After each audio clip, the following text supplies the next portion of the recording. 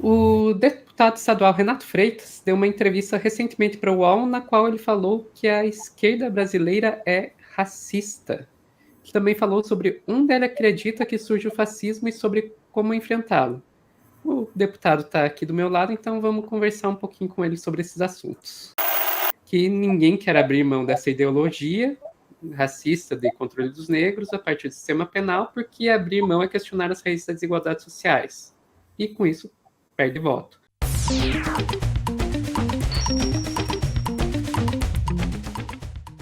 Vamos lá, a entrevista da qual eu tô falando é essa aqui, foi publicado lá no UOL, né? Renato Freitas, esquerda é racista porque não quer arriscar perder votos.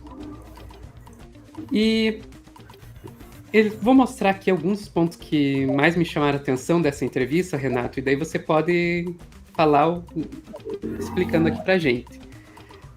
Uma das coisas que me chamou a atenção é que você fala que o racismo está ligado às pautas de segurança pública, né? Que é a ideologia de vigiar e punir uma população negra, né? E daí você coloca esse trecho aqui da entrevista, né? Que ninguém quer abrir mão dessa ideologia racista de controle dos negros a partir do sistema penal, porque abrir mão é questionar as raízes das desigualdades sociais. E com isso, perde voto. Nem a direita nem a esquerda quer arriscar perder voto, a esquerda porque não tem coragem, e a direita porque ela se beneficia disso.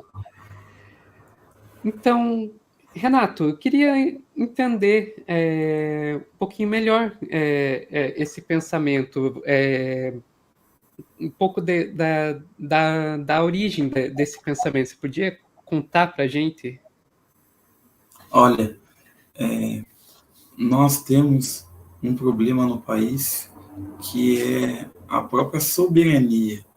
O povo, e sobretudo o povo preto do nosso país, nunca viveu num país, num estado que apresentasse a soberania, que o estado tivesse independência, que de algum modo fosse republicano. Ele sempre esteve sequestrado. E hoje, por exemplo, ele está sequestrado pela força das armas. O que caracteriza o Estado? Os fins do Estado são vários. Um é teocrático, outro é comunista, outro é capitalista, outro são vários os fins. Mas o meio de todos eles, Estados modernos, todos têm um monopólio legítimo da força, das armas, do exército. Não é exércitos privados mais, pelo menos não há muito tempo, centenas de anos já no Ocidente aqui. Então, é o exército, os militares. Quem exerce esse controle são as polícias, sobretudo, porque elas são a base da atuação militar, do controle, da vigilância, da punição, da ordem. Mesmo que a ordem vigore num campo de extermínio, onde tudo está desigual, tudo está injusto. Mesmo assim, a polícia está ali para manter aquela injustiça, então, porque essa é a ordem, e a ordem tem que ser mantida a qualquer custo.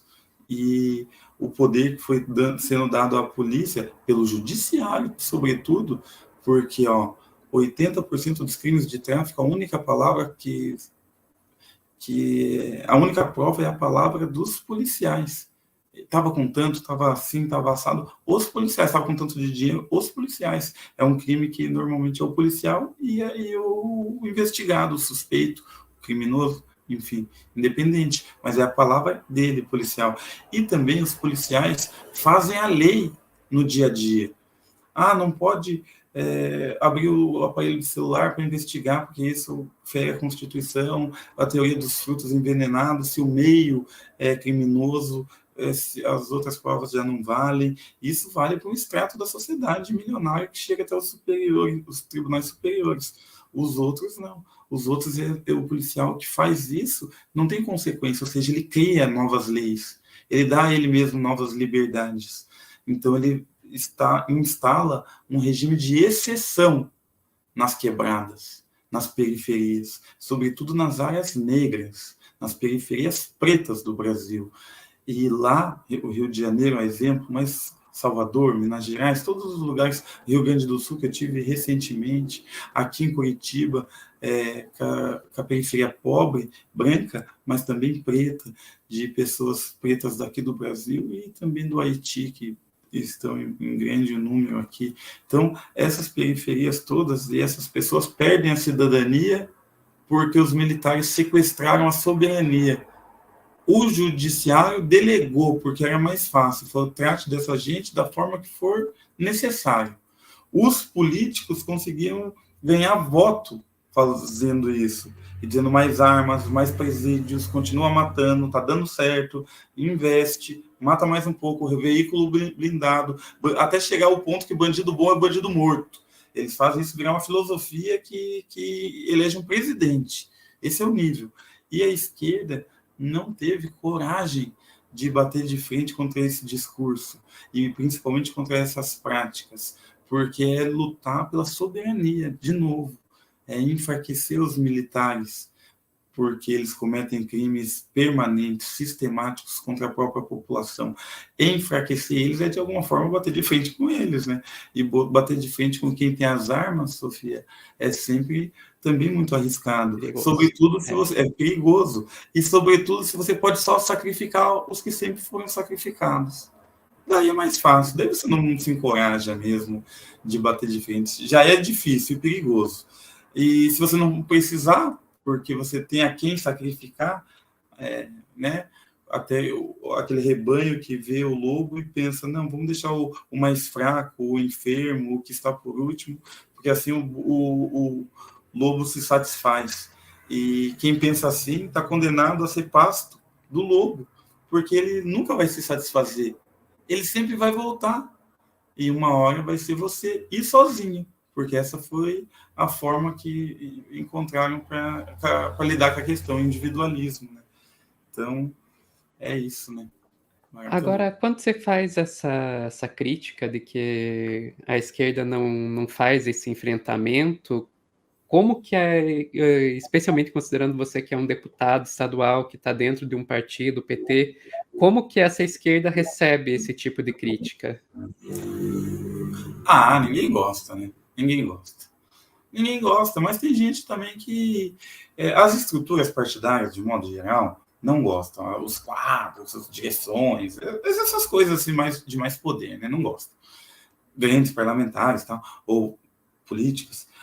Mas o fato é, não se trata de, sabe, de enfraquecer o partido. É tão forte, tão corajoso e tão bonito todas aquelas pessoas que têm coragem de admitir e se transformando no mundo, e absorvendo, e falando e ouvindo também, e perceber, sobretudo, uma bandeira que é tão importante para o movimento negro, que é uma bandeira principal. O fim do genocídio da juventude negra é a bandeira principal do movimento negro hoje, no Brasil e no mundo. E uma dessas centralidades, né, dessa pauta está na guerra às drogas. E o próprio governo do PT, com a lei 11.343 de 2006, a nova lei de drogas da época, piorou e fez uma população carcerária de tráfico que representava 20 e poucos % na outra lei, pulou hoje para quase 40 e poucos %, quase 50%, no caso das mulheres. Então foi muito mais trágico, porque os homens ainda aumentaram para 40%, as mulheres devem estar em 60%, 70%, a razão de prisão nos cárceres, o tráfico de drogas, indistinguiu quem era possuidor e quem era traficante. Segundo, houve essa política das incursões e unidade de pacificação, houve o que foi feito lá no Haiti, fortalecer os militares, mandando eles para o Haiti, dando trabalho e responsabilidade para esse tipo de gente. E que trabalho e responsabilidade que eles tiveram lá? Um deles que eu digo, porque saiu uma reportagem, estava lá, mães do Haiti, de filhos de soldados brasileiros estão abandonadas no Haiti. Mais de 300 ou 600 crianças, não lembro agora, que foram fruto de estupro. Sabe o Arthur Duval, quando ele falou, elas estão em guerra, elas são fáceis, elas estão empobrecidas, sabe? Se referindo às ucranianas, né? É o mesmo raciocínio, só que ainda pior, porque não é na Europa, como turista sexual, e se aproveitar porque tem dinheiro ou alguma coisa, ou de qualquer coisa. É pior, porque é um soldado branco, ou de outro país com uma arma na mão, um fuzil na mão, e muitas vezes, sabe? Então é um nível de violência e a esquerda não deixou esse monstro crescer. E esse monstro mordeu. E agora a gente está num momento de transformação que é tão bom ouvir para perceber a partir do ponto de vista de outras pessoas. Do nosso, eu, por exemplo, o problema que eu denuncio da segurança pública, Sofia, eu vivi e vi viverem da pior forma, vi pessoas sendo assassinadas, presas, enterradas dentro de um sistema carcerário por delitos insignificantes que nunca representaram um risco à vida de ninguém e de repente elas perdem a vida lá dentro, são enterradas vivas, viram escravas do ódio, da vingança, do abandono, sabe? E se tornam monstros, aquilo que né, se você trata o animal humano apenas como animal, você não pode esperar dele humanidade. É. Outro trecho que me chamou a atenção da sua entrevista foi quando fala do fascismo, né? Que você fala algo que você já falou aqui na live também, né? Que o fascismo não começa dentro das universidades e instituições, o fascismo começa nas periferias. Daí você dá o exemplo das milícias, né? E a periferia cria um estado de exceção para dar conta do fascismo. E daí você continua dizendo, né, que também então é lá na periferia que deve começar a regar, né, a democracia, com movimentos como Mães de Maio, Mães da Baré e outros movimentos populares que denunciam autoritarismo. E daí você também solta uma frase que eu achei muito forte, que é: a democracia de verdade é aquela que dá voz aos sujeitos que são vítimas das piores violências, ou seja, das políticas de morte. Aí eu te pergunto, quando você cita, né, os movimentos sociais, que seriam aí o germe da democracia, como você diz, você acha que se a gente vê muito forte a ideia da democracia como ligada à institucionalidade, né? Você viu isso principalmente agora no enfrentamento ao Bolsonaro. A democracia são as eleições, a democracia defender as instituições, e você traz uma visão diferente de democracia como os movimentos sociais, da periferia. Você acha que essa visão diferente aí do que a democracia, ela já tem algum espaço no imaginário da nossa população, ou a população continua pensando na democracia como instituição?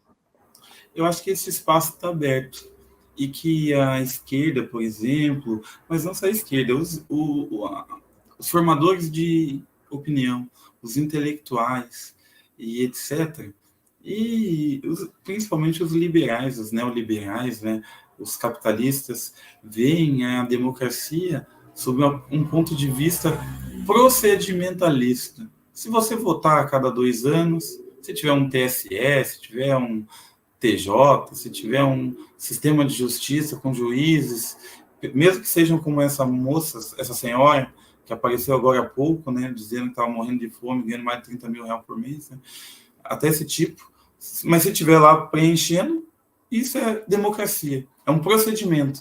Mas essa visão é uma visão muito tacanha, empobrecida e que retira toda a potencialidade, o poder, né, que tem uma palavra como essa, né, democracia. Tantas vezes a gente luta pela democracia e são sempre lutas muito bonitas, muito, né, dignificante, assim, né, edificante, né.